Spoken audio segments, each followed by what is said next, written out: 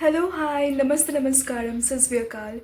You're watching hashtag Be Yourself with Being Self. In today's video, we are going to talk about how you can increase your English marks by fetching the maximum possible marks in your essays. I know. So, इससे पहले कि मैं आपको बोलूं कि आपको कैसे ऐसे लिखनी है, let me tell you what are the types of essays you are generally asked to write. Number one is descriptive essay. Then you are asked narrative essay. Then you are asked argumentative essay. Then you are asked reflective essay. And then you are also asked to write about some picture, like picture composition. Okay, so all these are the types of essays. अगर हम एक के बाद एक essays पर आए, then the number one is descriptive essay. Descriptive essay में आपको क्या लिखना पड़ता है? तो डिस्क्रिप्टिव में एसे में आपको डिस्क्राइब करना पड़ता है एक एक्सपीरियंस को. For example morning walk. समझो कि आप एक मॉर्निंग वॉक पे निकले हो, आपने क्या क्या देखा, आपने क्या क्या सुना, आपने कैसा फील किया, आपने कौन से स्मेल्स इनहेल करे. तो you have to write about each one of them.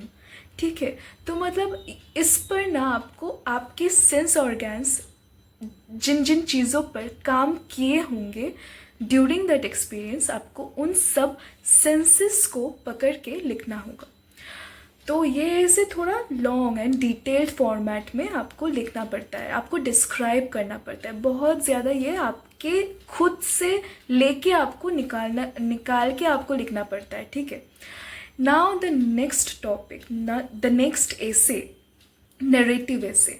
Narrative essay कैसा होता है? तो नरेटिव एसे में आपको एक सिचुएशन दिया जाता है. सिचुएशन, हाँ, हम लोग खेलते हैं ना ट्रूथ डेयर सिचुएशन, वैसा वाला कोई एक सिचुएशन देते हैं एंड यू आर आस्क्ड कि आप उस सिचुएशन से कैसे डील करते हो, आप उस सिचुएशन से कैसे बाहर निकलते हो एंड आप उस सिचुएशन को कैसे खुद कंट्रोल करते हो और क्या सीखते हो. ये आपका खुद का कंक्लूजन में आप दे सकते हो. तो ये है नरेटिव एसे. फॉर एग्ज़ाम्पल आप सोच लो कि आप सुबह स्कूल में जाते हो एक साइकिल से, मगर उस दिन बारिश हो रही थी और आपका साइकिल का टायर भी पंक्चर हो गया. आप स्कूल उस दिन कैसे पहुंचते हो और आपका एक इम्पॉर्टेंट असाइनमेंट भी सबमिट करना था जो कि आप बिल्कुल ही इसके लिए स्कूल मिस नहीं कर सकते थे उस दिन. तो आपने कैसे स्कूल में आप कैसे मैनेज करके स्कूल गए, क्या क्या किया, कैसे कैसे पंक्चर ठीक करे या फिर पंक्चर को कैसे डील करे, कैसे स्कूल पहुँचे, ये सब आपको नरेटिव एसे के अंदर लिखना पड़ता है. Now if we come to the next essay which is your argumentative essay. तो आर्ग्यूमेंटेटिव एसे आपके दो फॉर्म में आप लिख सकते हो, आइदर फॉर और अगेंस्ट. मतलब कि आप फॉर द टॉपिक हो या फिर फॉर द स्टेटमेंट हो या फिर आप अगेंस्ट द स्टेटमेंट हो. फॉर एग्ज़ाम्पल आपके ऐसे टॉपिक में दिया है कि girls are more efficient in their working corporate job. तो इसका आप आइदर फॉर लिख सकते हो या तो आप अगेंस्ट द स्टेटमेंट जाके लिख सकते हो. मतलब आप इस स्टेटमेंट से बिल्कुल अग्री नहीं करते कि girls are more efficient than boys in working field, या तो आप इससे बिल्कुल अग्री करते हो कि yes girls are very efficient, more efficient than boys in their working field. तो अगर आप इस स्टेटमेंट से अग्री करते हो तो क्यों करते हो, क्यों आपको ऐसा लगता है कि आपका जो स्टेटमेंट है वो ठीक है, उसका आपको जस्टिफिकेशंस देते हुए पूरा ऐसे लिखना होता है. Now coming to the next essay, that is reflective ऐसे.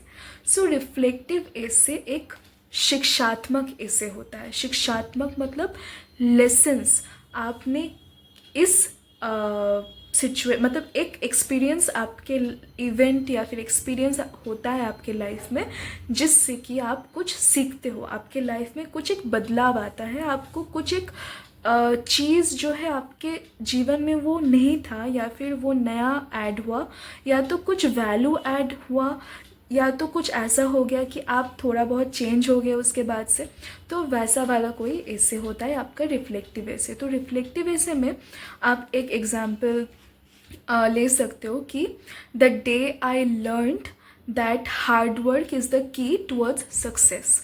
तो आपने पूरा जो टॉपिक है, पूरा जो स्टोरी है, पहले उसको आपको एक्सप्लेन करना पड़ेगा कि क्यों आपको वो रियलाइजेशन हुआ है, और फिर आपको उसके बारे में लिखना होगा कि आपने क्या क्या सीखा, क्यों आप ऐसे मतलब कंक्लूजन पर पहुँचे। तो इन सब के बारे में रिफ्लेक्टिव ऐसे में आपको लिखना पड़ेगा।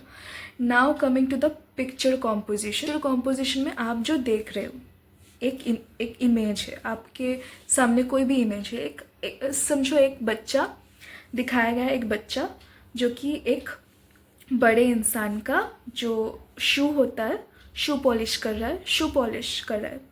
May be he is a cobbler, may be, you don't know. आपने जो देखा, आपने वो देखकर जो कंक्लूजन लिया, उस पर आपको लिखना है।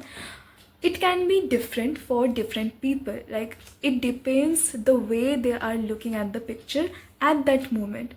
तो ये है आपके एसेस के टाइप्स। नाउ मैं आपको बताऊंगी कि आपको कैसे अपने एसेस लिखने हैं। तो एसेस लिखने का ना एक तरीका होता है। तो एक एसे को आप 3 पार्ट्स में डिवाइड कर सकते हो। Number 1 introduction, number 2 body, number 3 conclusion. तो इन 3 पार्ट्स में आपके एसेस डिवाइडेड होते हैं।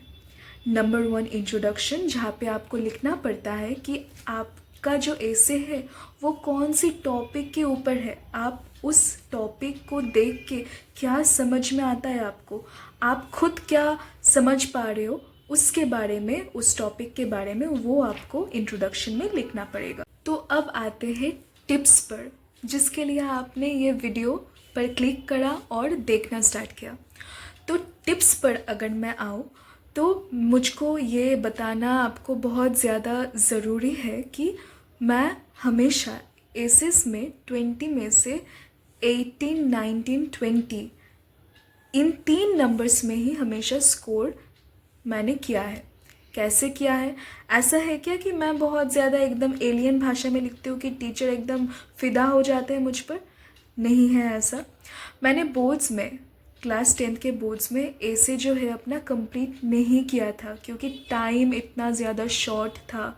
मैंने नहीं किया था पूरा ऐसे। मैंने बस अपना कुछ भी करके मैं बस इंट्रोडक्शन, बॉडी एंड कंक्लूजन लिख के आई।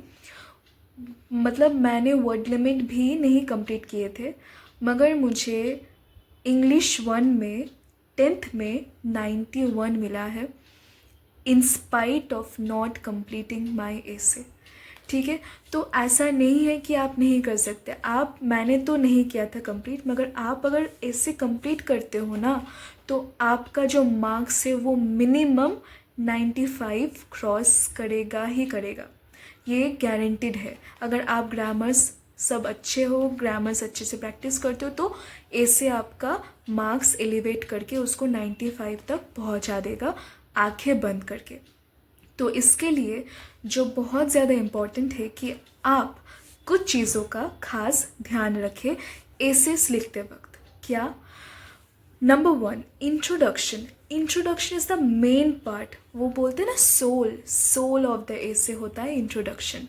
तो इंट्रोडक्शन अगर सोल है, तो इंट्रोडक्शन में आपको मैक्सिमम उस एसे के बारे में, उस एसे का जो मूल जो विषय है उसके बारे में जो कुछ भी आप जानते हो, फ्लावरी वर्ड्स, वोकैबुलरी, फिर कोई नैतिक मूल्य जो है, मैक्सिमम आपको एसे में ही, एसे के इंट्रोडक्शन में ही यूज़ करनी है। ठीक है, बॉडी में आप चाहे तो थोड़ा ढीला दे सकते हो, बॉडी में कुछ अनाप शनाप कुछ बस लिखते जाओ और उसको बड़ा बनाओ, बॉडी को ना दिखने में बड़ा बनाओ।